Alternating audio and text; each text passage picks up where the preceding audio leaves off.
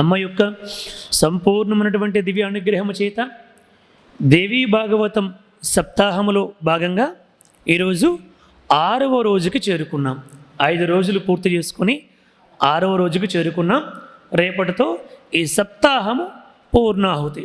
ఈ సప్తాహము పూర్తి అవుతుంది. భాగవతాన్ని, దేవీ భాగవతాన్ని సంపూర్ణముగా చెప్పడము ఎవరి వల్ల కూడా కాదు, నారదాది మునీంద్రుల వల్లే కాదు. మనకిచ్చినటువంటి అవకాశము మన ఆరాధ్య ఛానల్ వాళ్ళు మనందరం కూడా అమ్మ యొక్క చరిత్ర విని తరించాలని ఎంతో భక్తి విశ్వాసాలతో ఈ సప్తాహ కార్యక్రమాన్ని ఏర్పాటు చేశారు. అందులో మనం అమ్మ యొక్క చరిత్రని ఎంత మేరకు చెప్పుకోగలిగితే అంత మేరకు చెప్పుకున్నాం. ఈ కార్యక్రమాన్ని ఏర్పాటు చేసినటువంటి ఆరాధ్య ఛానల్ యాజమాన్యం వారికి అమ్మవారి యొక్క దివ్య అనుగ్రహ ఆశీస్సులు ఉండాలని ప్రార్థన. ఒకప్పుడు నారద మహర్షిని వేదవ్యాస మహర్షి ప్రశ్నించారు. ఇదంతా కూడా వ్యాసుడికి నారద మహర్షి ఎక్కడ చెప్తున్నారండి? హరిద్వార్లో గంగా తీరములో ఈ దేవీ భాగవతం మొత్తాన్ని కూడా చెప్పడం జరిగింది. వ్యాసుడు జనమేజయుడికి చెప్పారు, అలాగే సూతుడు శౌనకాది మహామునులందరికీ కూడా చెప్పారు. అసలు ఈ తులసి మాత ఎవరు? ఈ తులసి మాతకి అంత పేరు రావడానికి కారణం ఏమిటి? అసలు ఆవిడ చరిత్ర ఏమిటి? ఆవిడ ఎలా ఆవిర్భవించింది? తులసి అంటే ఎందుకు ఆ కృష్ణుడికి అంత ప్రీతి అని చెప్పి అడిగారు. అడిగితే అప్పుడు నారదుడు బ్రహ్మమానస పుత్రుడు, నాయనా, ఈ లోకాలన్నిటిలో కూడా అమ్మ యొక్క స్వధామమైనటువంటి మణిద్వీపము తర్వాత అంతే గొప్ప వైభవముగా కీర్తించబడుతున్నటువంటిది గోలోకము.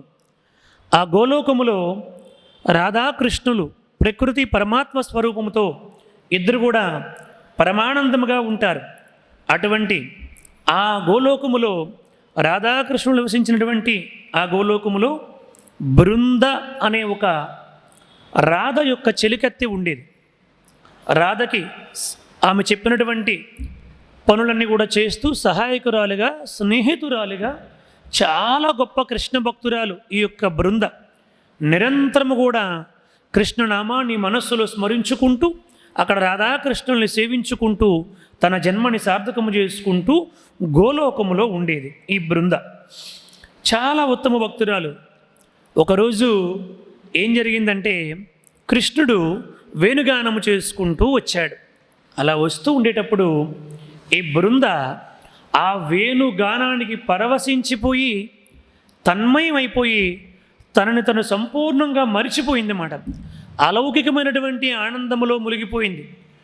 సమాధి స్థితిలోనికి వెళ్ళిపోయింది. పరమానంద భరితరాలుగా తను ఎక్కడుందో తనే మర్చిపోయి అలా పరమానందాన్ని అనుభవిస్తూ ఉండిపోయింది. అప్పుడు ఈ యొక్క రాధ బృంద శ్రీకృష్ణ పరమాత్ముడు వచ్చాడు. వెళ్ళి ఆ కాళింది నదిలో నీళ్లు తీసుకొనిరా. యమున, కాళింది అంటారు గోలోకములో, అదే ఇక్కడ యమున అన్నమాట. ఆ కాళింది నదిలో నీళ్లు తీసుకొనిరా, కృష్ణుడికి పాద ప్రక్షాళన చేయాలి, పాదాలని కడగాలి అని పిలిచింది రాధాదేవి. పిలిస్తే బృంద అలౌకికమైనటువంటి ఆనందములో ఉంది కాబట్టి కృష్ణుడి యొక్క వేణుగానము వినడం వల్ల, దానినే స్మరించుకుంటూ ఉండిపోవడం వల్ల ఈ మాటలేవి కూడా ఆవిడికి వినిపించలే. మళ్ళీ పిలిచింది, బృంద వెళ్ళు, కృష్ణ పరమాత్ముడు వచ్చాడు, ఏమిటి ఆలోచిస్తున్నావు? వెళ్ళి ఆ కాళింది నదిలో నీళ్లు తీసుకొనిరా, కృష్ణుడికి పాద ప్రక్షాళన చేయాలని. అలా ఎన్నిసార్లు పిలిచినప్పటికీ కూడా ఆవిడికి బహిర్ముఖురాలు కాలేకపోయింది. చాలా కోపం వచ్చేసి రాధ వెంటనే బృందకి శాపం పెట్టింది. ఏమిటి? కృష్ణుడి మీద భక్తి ఉండడం తప్పు కాదు. కృష్ణుడి మీద భక్తి ఎంత గొప్పదో కృష్ణుడు సేవ కూడా అంతకంటే గొప్పది. కాబట్టి నువ్వు కృష్ణుడి యొక్క సేవను విస్మరించి కేవలం భక్తికి మాత్రమే బద్ధురాలు అయ్యేవు. కాబట్టి పోయి బృంద భూలోకములో మానవ స్త్రీగా పుట్టి ఒక రాక్షుని వివాహం చేసుకుందువుగాక అని శాపం పెట్టిందండి. అంతే. చూసారా? అంటే మనకు అనిపించవచ్చు ఇంత చిన్నదానికే శాపమా అని అనిపించవచ్చు. ఒకటి వచ్చిన వాళ్ళు ఎవరు? సాక్షాత్తు శ్రీకృష్ణ పరమాత్ముడు. అక్కడ మనం ఉండేటప్పుడు మనకి ఏ బాధ్యతలో అయితే మనం ఉన్నామో ఆ బాధ్యతని కూడా మనము ధర్మబద్ధంగా నిర్వర్తించాలి. అయితే అమ్మ జగన్మాత పెట్టించినటువంటి శాపము, అది శాపము కూడా ఏమవుతుంది? ఆవిడికి వరమే అవుతుంది. కాబట్టి దాని గురించి మనం పెద్దగా విస్మయభ్రాంతులము కావలసినటువంటి అవసరము లేదు. అయితే ఆవిడ మాత్రము చాలా బాధపడింది. అందుకనే ఇప్పుడు కూడా సేవ చాలా గొప్పది. భగవంతుడి యొక్క నామస్మరణతో పాటు సేవ కూడా ఉండాలి. ఏ వేదంబు పఠించే లూత భుజగంబే శాస్త్రంబులు చదివి తానే విద్యాభ్యాసంబునర్చుకరి చెంచు యమంత్రమూహించే బోధావిర్భావ నిదానములు చదువులయ్యా కాదు మీ పాద సంసేవాశక్తియే కాక జంతుతటికిని శ్రీకాళహస్తీశ్వర అంటాడు దూర్జటి మహాకవి. సేవ చాలా గొప్పది. లంకలో రావణాసురుడి దగ్గరికి వెళ్ళేటప్పుడు హనుమంతుడు ముందు సీతమ్మ యొక్క జాడ తెలుసుకోవడానికి వెళ్ళాడు కదా. 100 యోజనముల సముద్రాన్ని దాటి ఆవలికి వెళ్ళాడు. అప్పుడు విభీషణుడు కలుసుకునేటప్పుడు విభీషణుడు, నాయన ఎలా వచ్చావు ఏమిటి అని ఆ విషయాలన్నీ మాట్లాడిన తర్వాత సీతమ్మ నిక్షేపంలాగా ఉంది, నువ్వేమి కూడా అధైర్యపడొద్దు, బాధపడొద్దు అని వాదార్చాక, నీవు రామభక్తుడివే, నేను రామభక్తుడినే, కానీ నాకు రామ దర్శనం కలగడం లేదు. నీకు ఎల్లప్పుడూ రాముడి దగ్గరే ఉన్నావు, అసలు ఎందుకు ఇలా జరుగుతుంది, నాకు ఎందుకు రామ దర్శనం కావడం లేదు అని విభీషణుడు ఆంజనేయ స్వామి వారిని అడిగారు. అడిగితే అప్పుడు ఆంజనేయుడు అన్నాడు, విభీషణ, కేవలము రామనామాన్ని స్మరిస్తే రాముడు అనుగ్రహాన్ని పొందలేవయ్యా, నీ శక్తి మేరకు ఎంతో కొంత సేవ కూడా చెయ్యాలి. ఇక్కడ దాదాపు ఏడాదిగా లంకలో సీతాదేవి ఉంది. ఆ సీతమ్మని విడిపించడానికి నువ్వు ఏం ప్రయత్నం చేసావు? ఏ ప్రయత్నం కూడా చేయకుండా ఇక్కడ కూర్చొని రామ రామ రామ అంటున్నావు. అందుకని రాముడి యొక్క అనుగ్రహాన్ని పొందాలంటే రాముడు నామముతో పాటు రాముడి సేవ కూడా చెయ్యాలి అని చెప్పినటువంటి వాడు ఆంజనేయ స్వామి. చూడండి, అందుకని సేవ చేయాలి. చాలా గొప్ప భక్తుడు. ఇంకా భక్తిని పెంచుకున్నాడు. తర్వాత సీతమ్మని వదిలిపెట్టమని చాలా బుద్ధులన్నీ కూడా నేర్పాడు, అనేక విషయాలు చెప్పాడు, అనేక ధర్మ సూక్ష్మాలన్నీ కూడా చెప్పాడు. ఆంజనేయ స్వామి బంధించబడితే అన్న దూతను చంపకూడదన్నా వదిలిపెట్టి అని ఆంజనేయుడిని విడిపించాడు విభీషణుడే. ఇలా తర్వాత చాలా సేవ చేశాడు, తరించాడు. చివరికి అన్న చేత వెళ్ళగొట్టబడ్డాడు. అప్పుడు ఎక్కడికి వచ్చాడు? ఆయన వెళ్ళగొట్టడం వల్లే ఈయన ఎక్కడికి వచ్చాడు? రాముడి దగ్గరికి వచ్చాడు. చూసారా? అంటే ప్రతి కష్టము, ప్రతి నష్టము కూడా ఒక సుఖానికే దారితీస్తుంది. కొంచెం సమయం పట్టొచ్చు, కాబట్టి మనము ఓర్చుకోవాలి. కాలములో అన్నిటికీ కూడా మనకి పరిష్కారము లభిస్తుంది. చాలా గొప్ప భక్తుడు. ఒక తలుపు మీద రా అని రాశాడంట విభీషణుడు లంకలో. మరొక తలుపు మీద మా అని రాశాడంట. భగవాన్ శ్రీ సత్యసాయి బాబా గారు చెప్పారు మాట ఇది. అంటే నాకు నిరంతరము కూడా రామ అని ఎల్లప్పుడూ కనిపించాలి అని రాసుకున్నాడంట. అదే సమయానికి రావణాసురుడు అక్కడికి వచ్చాడంట. ఏమిటి ఆయనకు అర్థమైంది, ఏమిట్రా వీడు రామ అని రాశాడు, వీడికి లోపల రాముడు అంటే భక్తి అని, ఏమిట్రా రాసేవి అక్కడ అని అడిగాడంట. అమ్మ వీడు వచ్చాడా, వీడికి కానీ రామ అని చెబితే నా తాట తీస్తాడు అని రాముడిని మనస్సులోనే స్మరించుకుంటే ఆ రాముడి యొక్క అనుగ్రహం చేత మంచి ఆలోచన వచ్చి చెప్పాడంట. ఏమీ లేదన్నయ్యా, నా అన్న రావణాసురుడు కదా, నీ పేరులో మొట్టమొదటి అక్షరాన్ని ఈ తలుపు మీద రాసేనన్నయ్యా రా అని. నా వదిన మండోదరి కదా, నా వదిని పేరులో మొట్టమొదటి అక్షరాన్ని ఈ తలుపు మీద రాసేనన్నయ్యా అన్నాడంట విభీషణుడు. అలా తప్పించుకున్నాడన్నమాట రాముడి యొక్క అనుగ్రహము చేత. కాబట్టి భగవంతుని అనుగ్రహము ఉంటే ఎంత కష్టమైనా భవిష్యత్తులో అదంతా నీ మంచి కోసమే అవుతుంది. అలాగే ఇప్పుడు ఈ యొక్క బృంద శాపగ్రస్తురాలు అయ్యింది. భూలోకములో ధర్మధ్వజుడు అన్నటువంటి ఒక మహారాజు గారికి మాధవి అన్నటువంటి భార్య ఉంది. ఆ ధర్మధ్వజుడు మాధవిలికి ఈ యొక్క గోలోకములు ఉన్నటువంటి బృంద ఇక్కడ జన్మించింది, శాపగ్రస్తురాలై. ఆ పుట్టినటువంటి ఆవిడికి తులసి అని పేరు పెట్టారు వాళ్ళు. ఈ యొక్క తులసి అంటే గోలోకములు ఉన్నటువంటి బృందయే ఇక్కడేమో తులసిగా పుట్టిన నుంచి కూడా కృష్ణ కృష్ణ కృష్ణ అంటూ ఎల్లప్పుడూ కూడా కృష్ణనామాన్నే స్మరిస్తూ వచ్చింది. అందుకనే భగవద్గీత అంత్యకాలే చ మామేవ స్మరన్ముక్త్వా కలేబరం యః ప్రయాతి సమద్భావం యాతి నాస్త్యత్ర సంశయః. అంత్యకాలము వరకు ఎవరైతే నన్నే స్మరిస్తూ ఈ దేహాన్ని విడిచిపెడతారో వారు నన్నే చేరుకుంటారన్నారు. అందుకని ఆ వాసనలు మనల్ని తీసుకుని వెళ్తాయి. ఇప్పుడు ఈ జన్మంతా మనం ఇలా గడిపామనుకోండి, మనం వచ్చే జన్మలో ఎక్కడ పుట్టినా, విశాఖపట్నంలో పుట్టినా, బొంబాయిలో పుట్టినా, బెంగళూరులో పుట్టినా, ఇప్పుడు తెలుగులో మాట్లాడాము, అప్పుడేమో హిందీలో మాట్లాడతాము, లేకపోతే ఇంగ్లీష్లో మాట్లాడతాము, అంతే తప్ప భక్తి మాత్రం ఎప్పుడు కూడా భగవంతుడు యందు ఉంటుంది. అందుకని ఆ వాసనలు మనల్ని తీసుకుని వెళ్తాయి. కాబట్టి ఎల్లప్పుడూ భక్తి కలిగి ఉండాలి.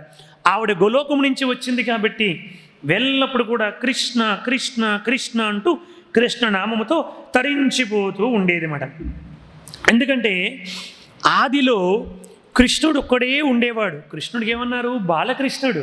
వటభత్ర సాయిగా కల్పానంతరం కూడా జలప్రలయంలో ఆధారమే లేనటువంటి ఆ ఉయ్యాలలో నన్ను ఊపింది ఈ తల్లి అని చెప్పి మొన్నటి రోజు చెప్పాను కదా.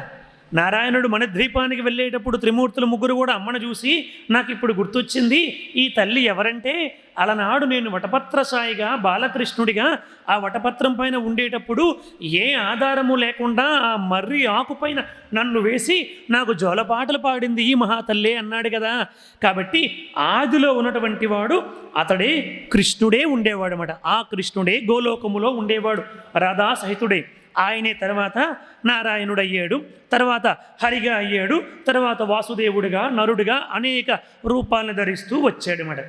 ఇప్పుడు తల్లి ఈవిడి యొక్క మహాభక్తిని చూసి తల్లిదండ్రులు ఇద్దరు కూడా ఎల్లప్పుడూ కూడా కృష్ణ కృష్ణ కృష్ణ అంటూ పరవశించిపోతున్నటువంటి ఆ కుమార్తె నిండు యవ్వనానికి వచ్చింది. అటువంటి ఆ కుమార్తెను చూసి, అమ్మ నీకు ఇంత భక్తి ఉంది కాబట్టి ఆ కృష్ణుడి కోసం తపస్సు చేయి, ఆ భగవంతుడి కోసం తపస్సు చేయి అని పంపించాడు. ఈవిడ వెళ్ళి ఎంతో భక్తితో తపస్సు చేసింది. శీఘ్రముగా బ్రహ్మదేవుడు ప్రత్యక్షమయ్యాడు. అమ్మా తులసి, ఏం కావాలో కోరుకో, నీ భక్తికి మెచ్చుకున్నాను అంటే, స్వామి నాకేమి కావాలి బ్రహ్మదేవా? ఆ శ్రీకృష్ణుడి నా మనోవల్లభుడు కావాలి అని చెప్పి కోరుకుంది మాట. అంతే. ఆ శ్రీకృష్ణుడే నా మనోనాథుడు కావాలి, నా మనోవల్లభుడు కావాలి అని కోరుకుంది.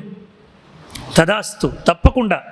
కాకపోతే నువ్వు ఆవిడ అన్నది, నేను శాపగ్రస్తురాలుగా ఇక్కడ పుట్టానన్న విషయం నాకు తెలుసు బ్రహ్మదేవ, నేను గోలోకములో ఉండేదాన్ని, శాపగ్రస్తురాలు ఇక్కడ పుట్టాను, కాబట్టి ఆ శ్రీకృష్ణుడి నా మనోనాథుడు కావాలి, నా వల్లభుడు కావాలి అని అడిగింది. బ్రహ్మదేవుడు తదాస్తు. కాకపోతే ఆ శ్రీకృష్ణుని శక్తియే గోలోకము నుంచి గోలోకములో ఉండేవాడు.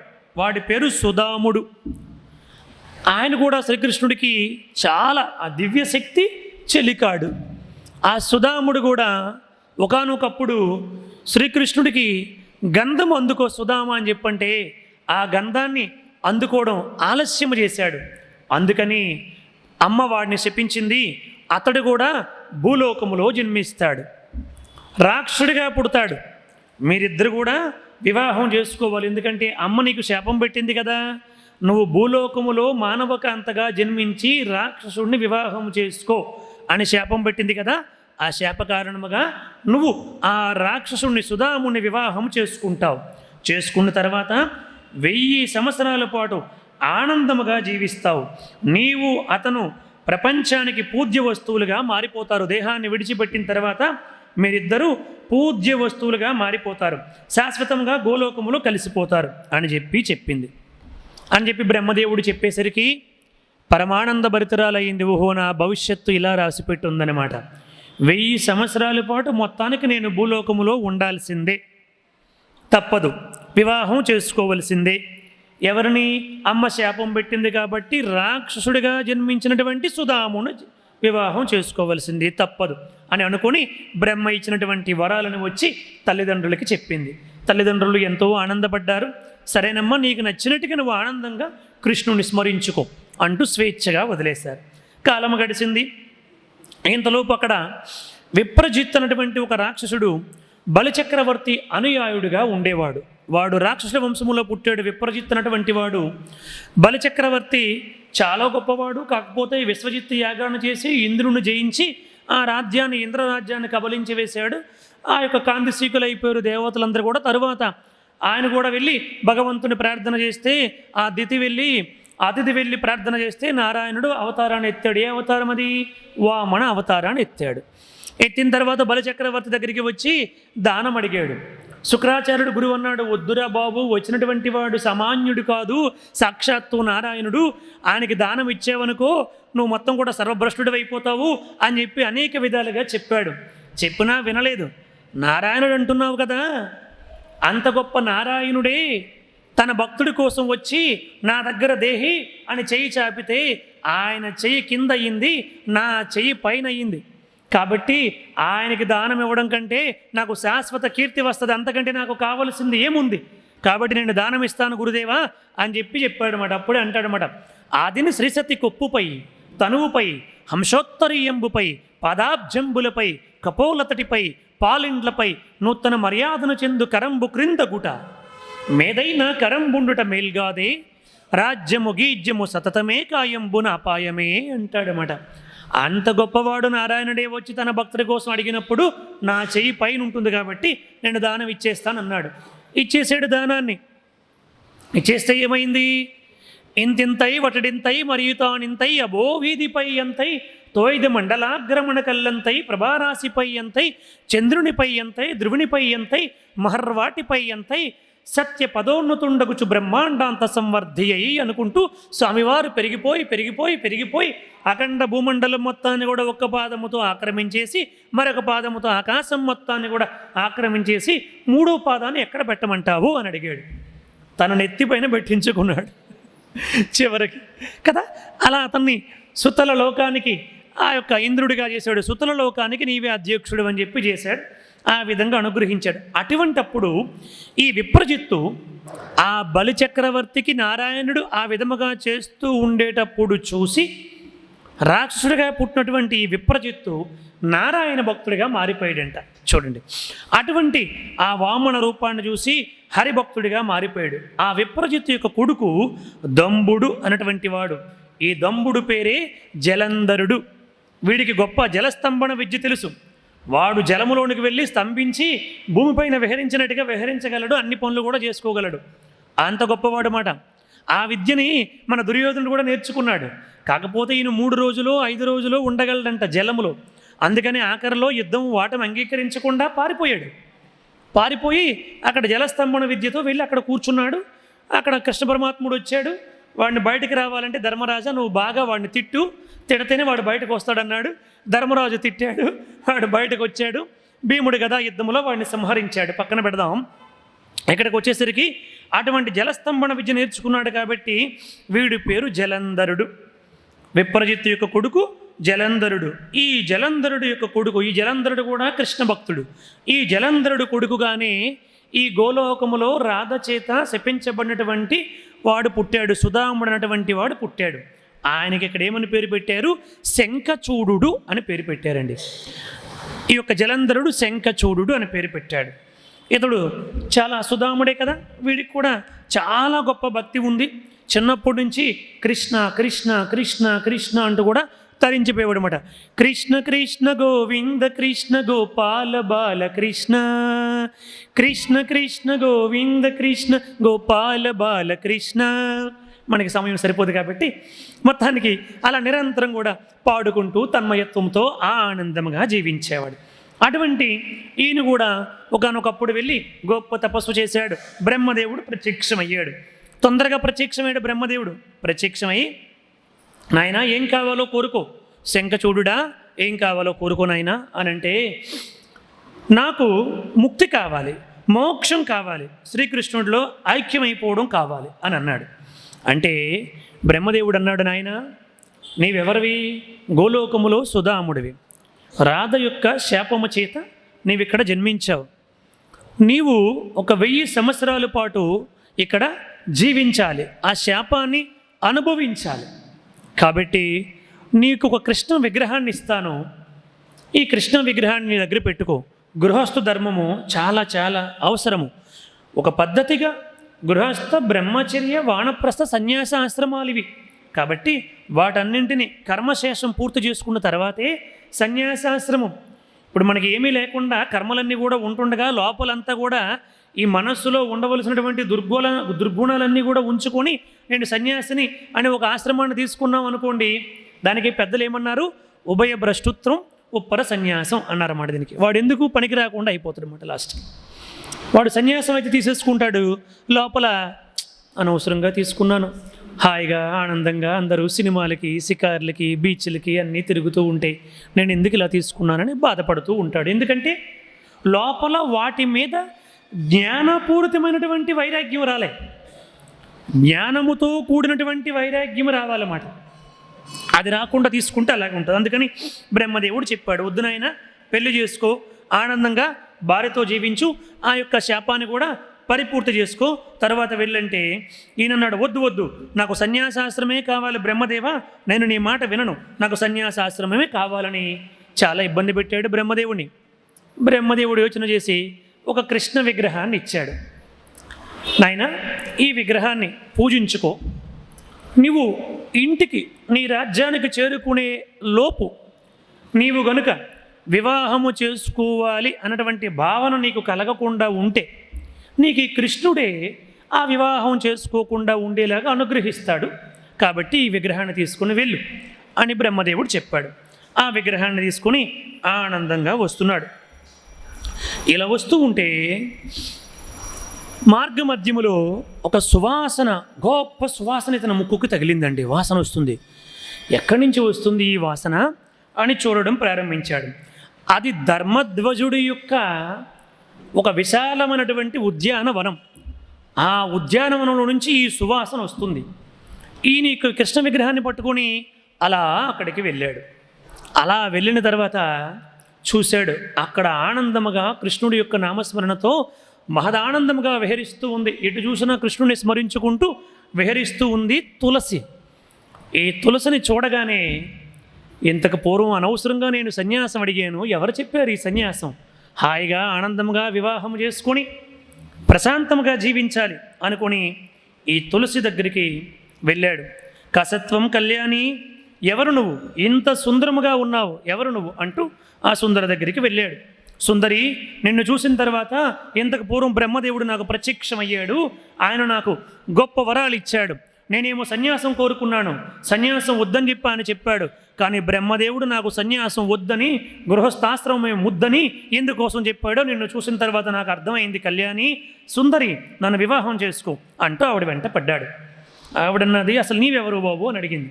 నేను శంఖచూడుని, నా తండ్రి జలంధరుడు, మేమందరం కూడా మహాకృష్ణ భక్తులం, నేను కూడా గోలోకంలో ఉన్నటువంటి సుధాముణ్ణి శాపగ్రస్తుడిని ఇలా పుట్టాను, ఇది నా పూర్వ చరిత్ర అంటూ మొత్తం అంతా కూడా చెప్పింది. ఓహో, ఆ సుధాముడివే నీవా, ఇలా శంఖచూడుడిగా పుట్టేవా రాక్షసుడి గర్భములో, సరే సరే అని మనస్సులో మీ మగవాళ్ళని నమ్మకూడదు, వివాహం అయినంత వరకు నీవే సర్వస్వం అని చెప్పి అంటారు, వివాహం అయిన తర్వాత నీ దారి నీదే నా దారి నాదే అంటారు, కాబట్టి నీవు ఎప్పటికీ కూడా నన్ను వదిలిపెట్టకుండా నాతోనే ఉంటానని, పరస్త్రీలని ఎవరిని కూడా చూడను అని చెప్పి నాకు ప్రమాణకం చేస్తే అప్పుడు నేను మా అమ్మ నాన్నగారికి చెప్పి వివాహం గురించి మాట్లాడతాను అన్నది. దానికే ఉంది, ఇంకా ఎప్పటికి కూడా ఎవరిని కూడా చూడను, ఏ స్త్రీతో కూడా నేను ఆ కామభావంతో చూడను, భార్యాభావంతో చూడను, ప్రేమగా ఉంటాను, నీవు చెప్పినట్లే చేస్తాను, నువ్వు ఒట్టంటే ఒట్టు, గట్టంటే గట్టు, అట్టంటే అట్టు. ఎప్పుడు? పెళ్ళికి ముందు. పెళ్ళయ్యాక ఇక్కడ ఉన్నటువంటి వాళ్ళందరూ కూడా ఎటువంటి ఒట్లు వేస్తారో వాళ్ళకి తెలుస్తుంది, వాళ్ళు నవ్వుకుంటూ ఉంటారు, వాళ్ళ ఒట్లు తెలుసుకొని. ఏమండి,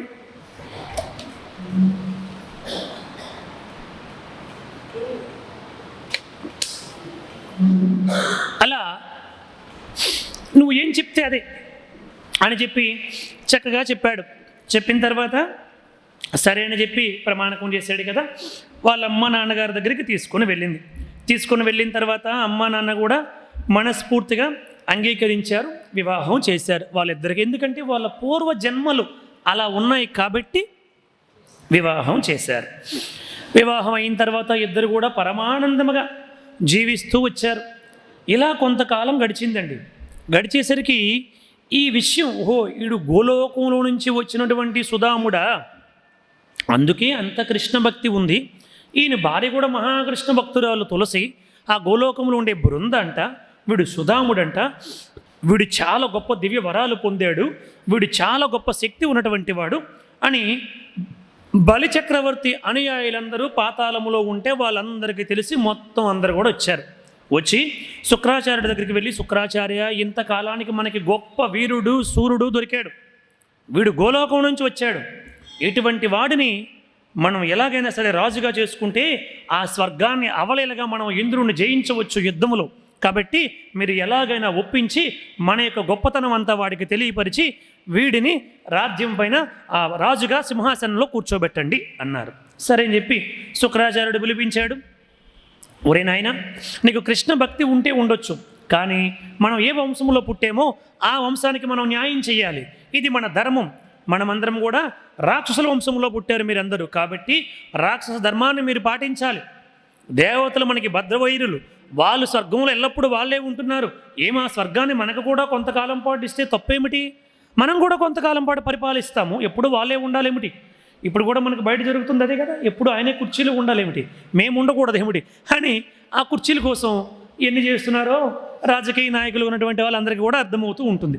మొత్తానికి ఆ కుర్చీ మనం కూడా అనుభవించాలి అని చెప్పారు. సరే, ఆ నీతులన్నీ చెప్పేసరికి గురువు పట్ల ఉన్నటువంటి గౌరవ భావముతో, పూజ్య భావముతో కాదనలేక ఈ శంఖచూడుడు అంగీకరించాడు. ఒక సుముహూర్తం చూశారు, అతన్ని ఈ యొక్క పాతాళ లోకానికి రాజుగా పెట్టేశారన్నమాట. ఈ యొక్క రాక్షస రాజ్యానికి రాజుగా పెట్టి గొప్ప సింహాసనం పైన కూర్చోబెట్టి పూలతో గొప్ప అభిషేకం చేసి గొప్పగా కీర్తించారు. అప్పుడు ఈ విషయం ఆ నోట ఈ నోట దేవతలకు తెలిసింది. ఎప్పుడైనా స్వామి వివేకానంద అంటాడు, వాస్తవముగా ఉన్నటువంటి క్రిస్టియన్స్తో మనకు ఎటువంటి ప్రాబ్లం ఉండదటండి. మన హిందువులుగా ఉండి క్రిస్టియన్లుగా మారతారు కదా, వీళ్ళతోనే పెద్ద ప్రాబ్లం అండి. అంటే మనం ఎప్పుడు ఏ పండగలు చేస్తామో, ఎప్పుడు ఏమిటి చేస్తామో, మన కార్యక్రమాలు ఏమిటో మొత్తం వీళ్ళు హిందువులుగా ఉండి మొత్తం తెలుసుకుంటారు కదా. దీనికి వ్యతిరేకంగా అక్కడ కార్యక్రమాలు జరిగేలాగా ప్రణాళిక చెప్తారు. ఈ ప్రణాళిక అంతా వీళ్ళే వాళ్ళకి చెప్తారు. ఇప్పటి వరకు ఇక్కడ మనతోనే కలిసి ఉంటారు, ఆ మతం పుచ్చుకోగానే బొట్టు తీసేస్తారు, గాజులు తీసేస్తారు, అన్నీ తీసేస్తారు, తెల్ల చీరలు ధరిస్తారు. కొంతమంది మాకు ప్రసాదం తినవండి, అటు చూడమండి, దేవుడి ప్రసాదం ముట్టుకోమండి అంటూ వాగడం మొదలు పెడతారు. ఎక్కడి నుంచి వెళ్ళిన వాళ్ళు వీళ్ళందరూ? ఎక్కడి నుంచి వెళ్ళినటువంటి వాళ్ళే. మన భారతదేశంలో అసలు ఎవరైనా క్రిస్టియన్ అటువంటి వాడు ఎవరైనా ఉన్నారా? ముస్లిం అన్నటువంటి వాళ్ళు ఎవరైనా ఉన్నారా? జైనులు ఎవరైనా ఉన్నారా? బౌద్ధులు ఎవరైనా ఉన్నారా? కేవలం పూర్తిగా హిందువులు ఉన్నటువంటి దేశం మనది. అటువంటి మన దేశానికి వీళ్ళందరూ కూడా వచ్చి మా మతం గొప్పది, దేవ పాపిని అంటూ పాటలు పాడడం మొదలుపెట్టి మొత్తానికి అందరినీ కూడా సర్వభ్రష్టులు చేసేసారు. అలా వీడిప్పుడు గోలోకం నుంచి వచ్చాడు కాబట్టి ఆ కృష్ణుడి యొక్క శక్తి ఏమిటో, అలాగే దేవతల యొక్క శక్తి ఏమిటో ఇవన్నీ వీడికి మొత్తం తెలుసు. అందుకని వీడితో మనం యుద్ధాన్ని జయించగలుగుతామని చెప్పి యుద్ధానికి ఉసుగొలిపారండి. అంతే, భయంకరమైనటువంటి యుద్ధానికి అందరూ కూడా సిద్ధమైపోయారు. ఆ యుద్ధానికి సిద్ధం అవ్వగానే తులసి వచ్చి ఈ శంఖచూడుడికి చెప్పింది, చూడు నువ్వు చాలా తప్పు చేస్తున్నావు. సాక్షాత్తు వాళ్ళందరూ దేవతలకి నారాయణుడి యొక్క అనుగ్రహం చేత ఇంద్రుడు ఇంద్రసింహాసనంలో కూర్చున్నాడు. 43,20,000 సంవత్సరాల వరకు ఆయనే ఇంద్రుడు. అటువంటి ఆ ఇంద్రుడితో యుద్ధానికి వెళ్ళడం తప్పు. నువ్వు కృష్ణ భక్తులతో యుద్ధం చేసావంటే కృష్ణుడితో యుద్ధం చేసినట్లే. కాబట్టి కృష్ణుడికి తన భక్తులు అంటే అంత ప్రేమ, కాబట్టి నువ్వు యుద్ధం చేయడం తప్పు అని అనేక విధాలుగా వారించినప్పటికీ కూడా వినలేదు. యుద్ధానికి సిద్ధమయ్యాడు. సిద్ధమైతే ఇప్పుడు శివుని వద్దకి వీళ్ళందరూ కలిసి, బ్రహ్మదేవుడితో కలిసి శివుడి వద్దకి దేవతలు అందరూ కలిసి వెళ్ళారు. శివుడు సరే ఏది ఏమైనప్పటికీ వాడు ఒకానొకప్పుడు మన లోకంలోంచి వెళ్ళినటువంటి వాడే కదా, ఒక అవకాశం ఇద్దామని చెప్పి ఒక దూతని పంపించాడు. పుష్పదత్తుడు అనేటువంటి ఒక దూతని పంపించి, ఒరే నాయన యుద్ధం వద్దు, మీరు మీ పాతాళానికి పోండి, పరిపాలించుకోండి, అక్కడ అనవసరంగా ఈ యుద్ధాలు ఏమి కూడా వద్దు అని చెప్పి అంటే వాడు వింటాడా? వినలేదు. లేదు, యుద్ధమే చేస్తానని చెప్పాడు. మరలా తులసి వచ్చి శివుడు కూడా దూతగా పంపించినా మీరు ఈ విధముగా మాట్లాడుతున్నారు, ఇది చాలా ప్రమాదకరం అని అనేక విధాలుగా చెప్పింది. అయినా వినలేదు. యుద్ధం ప్రారంభం. 100 సంవత్సరాలు యుద్ధం చేశాడండి. శివుడు ఎన్నిసార్లు శూలముతో వాడిని పొడిసినా వాడి శిరస్సు తెగిపడుతుంది, మళ్ళీ వచ్చి అతుక్కుంటుంది రావణాసురుడు శిరస్సులాగా. ఏమిటి అలా 100 సంవత్సరాలు యుద్ధము చేసినా వాడు చావటం లేదు. అప్పుడు శివుడు నారాయణుడిని ప్రార్థన చేశాడు. అప్పుడు నారాయణుడు అక్కడికి వచ్చాడు. నారాయణుడు వచ్చి చెప్పాడు, ఇక్కడ ఒక రహస్యాన్ని బహిర్గతము చేస్తున్నాను. ఈ బ్రహ్మదేవుడు వరాలు ఇచ్చేటప్పుడు ఒక మాట చెప్పాడు. ఏమన్నాడంటే, ఈ తులసి శీలవతిగా ఉన్నంత వరకు కూడా నీకు మరణము ఉండదు అని ఒక వరం ఇచ్చాడు. కాబట్టి ఆ తులసి, వీడి భార్య తులసి పాతివ్రత్య మహత్యము వల్లే వీడిని నువ్వు చంపలేకపోతున్నావు. ఆవిడి పాతివ్రత్యానికి భంగము కలిగితేనే వీడు చస్తాడు, లేకపోతే చావుడంటే భలే చిక్కొచ్చి పడిందయ్యా. మరి ఇప్పుడు ఎలాగంటే, అది నేను చూసుకుంటానులే అన్నాడు నారాయణుడు. అంతే, నువ్వు యుద్ధము చేయి, అది నేను చూసుకుంటానన్నాడు. అంతే, నారాయణుడు వేరొక శంఖచూడుడిగా మారిపోయాడన్నమాట. అంటే ఆమె భర్తలాగా మారిపోయాడు. శంఖచూడుడి అవతారాన్ని ఎత్తాడు. యుద్ధం అయిపోయినట్లుగా మొత్తం అందరికీ కూడా కబురు వచ్చింది. శంఖచూడుడు వస్తున్నాడు అంటే అందరూ కూడా హారతులు పట్టుకొని వెళ్ళారు. అది అక్కడెక్కడో హిమవత్ పర్వత ప్రాంతాల దగ్గర యుద్ధం జరుగుతూ ఉంది. ఇక్కడికి వచ్చేసరికి ఆ భార్య తులసి ఎంతో ఆనందపడిపోయింది. అమ్మ, నా భర్త చనిపోలేదు కదా, మొత్తానికి బ్రతికి బట్టకట్టాడు, శివుడితో యుద్ధము, దేవతలతో యుద్ధము, ఏమైపోతాడో అనుకున్నాను అని పరమానంద భరితురాలు అయిపోయింది. వెళ్ళి స్వాగతం పలికింది, ఎంతో ఆనందపడింది. ప్రభు, అసలు ఎలా గెలిచారు మీరు? తన భర్త అనుకుంటుంది. ఎవరిని? శ్రీహరిని. ఆయన ఆ వేషాన్ని ధరించి వచ్చేసరికి, అంటే ఆ నారాయణుడు, ఆ కృష్ణుడు ఆ వేషాన్ని ధరించి వచ్చేసరికి తన భర్త అనుకుని మాట్లాడుతుంది. అసలు నువ్వు ఎలా విజయం సాధించావు? నీకు ఎలా విజయం వచ్చింది? శివుడు ఎలా నీ చేతిలో ఓడిపోయాడంటే, ఏం చెప్పమంటావు తులసి, ఇదంతా నీ పాతివ్రత్య మహత్యము. నీ పాతివ్రత్యము వల్ల శివుడు నన్ను చాలాసార్లు శూలముతో పొడిచాడు. ఎన్నిసార్లు పొడిచినా నీ పాతివ్రత్య మహత్యం వల్ల నా శిరస్సు వచ్చి అతుక్కుంటూ వచ్చింది. అలా పొడిచి 100 సంవత్సరాల పాటు విసిగిపోయాడు ఆయన. చివరికి విసిగిపోయి, ఒరే పోరా, ఎందుకు ఇక నుంచి నువ్వు ఇంత యుద్ధం చేసావు, ఇంత కష్టపడ్డావు, నీ భార్య మహాపతివ్రత, ఆవిడ ఉన్నంత వరకు నేను నిన్ను ఏమీ చేయలేనురా, కాబట్టి నువ్వు పో అని చెప్పి ఆయన అంగీకరించేసి యుద్ధం వద్దు పొమ్మన్నాడు. స్వర్గం తీసుకోరా, కొంతకాలం పాటు దేవతలు ఈ భూలోకంలో ఉంటారులే, నువ్వే స్వర్గం తీసుకో అని చెప్పి అంగీకరించేశాడు శివుడు. అందుకోసం అని చెప్పి నేను యుద్ధం ఆగిపోయింది, నేను నీ దగ్గరికి వచ్చేసాను అని చెప్పి అన్నాడు. ఓహో, ఎంత గొప్పది! ఆహా, ఇదంతా కూడా నా పాతివ్రత్య మహత్యం కాదండి, మిమ్మల్ని పెళ్లి చేసుకోబట్టే నాకు ఇంత గొప్ప కీర్తి వచ్చింది. శివుడు చేతే, అంటే శివుడినే ఒక దశలో 100 ఏళ్ళ పాటు ఆపగలిగాడంటే ఎంత గొప్ప శక్తి ఉండాలి, మీకు ఎంత పేరు వచ్చింది, నాకు చాలా ఆనందం అండి, ఇది మన ఇద్దరి యొక్క అదృష్టం అని ఇద్దరు కూడా సంతోషపడ్డారు. దేవి, చాలా కాలంగా యుద్ధములో ఉన్నాను కాబట్టి మన ఇద్దరం కలిసి ఆనందముగా విహరిద్దాం అంటూ ఇద్దరు కలిసి విహరించడం మొదలుపెట్టారండి. అంతే. ఎప్పుడైతే నారాయణుడు ఆ యొక్క మాయారూపాన్ని ధరించి, శంఖచూడినటువంటి రూపాన్ని ధరించి ఆ యొక్క తులసితో విహరించడం మొదలుపెట్టాడో, అక్కడ వెంటనే శివుడి చేతిలో అసలైనటువంటి శంఖచూడుడు చచ్చిపోయాడండి. అంతే. ఈవిడికి ఇక్కడ శీలభంగం జరగగానే అక్కడ నిజమైనటువంటి శంఖచూడుడు చచ్చిపోయాడు శివుడి చేతిలో. ఇప్పుడు ఈ విషయాన్ని వీరు లోపలుంటే, అంతఃపురం లోపలుంటే తలుపులు కొట్టారు వచ్చినటువంటి దూతలు. అమ్మా, శంఖచూడుడు చచ్చిపోయాడని చెప్పి గట్టిగా అరుస్తూ విపరీతమైనటువంటి దుఃఖముతో ఆర్తనాదాలతో కేకలు వినిపించుకుంటూ తలుపులు కొట్టారు. ఏమిటి, శంఖచూడుడు చచ్చిపోవడం ఏమిటి అని తులసి ఒకసారి తలుపులు తీసి బయటకు వచ్చేసరికి వీళ్ళందరూ కూడా ఆర్తనాదాలు, అమ్మ శంఖచూడుడు చచ్చిపోయాడమ్మా యుద్ధంలో అని చెప్పంటే చూసేసరికి ఇక్కడ ఉన్నటువంటి ప్రదేశంలో అక్కడ ఉన్నటువంటి శంఖచూడుడు కాస్త శ్రీకృష్ణుడిగా మారిపోయాడు. అంతే. అలా మారిపోయేసరికి విపరీతమైనటువంటి కోపం వచ్చేసింది. ఏమిటి కృష్ణ, నువ్వు ఈ రూపాన్ని ధరించి ఇంత మాయ చేసి ఇంత పాపము చేస్తావా? నా శీలాన్ని అపహరించి నా భర్త చావుకి కారకరాలు అవుతావా? నా పాతివ్రత్యాన్ని భంగము చేశావు, నా భర్తని దగ్గరుండి చంపించావు, కాబట్టి నీది పాషాణ హృదయము కృష్ణ, నీ వంటి వాడివి శిలగా మారిపో అని చెప్పి శాపం పెట్టింది ఆవిడ. అప్పుడు ఆయన నవ్వుతూ, చూడు బృంద, నీకు నాకు అభేదము. నీవు ఎక్కడ ఉండేదానివి?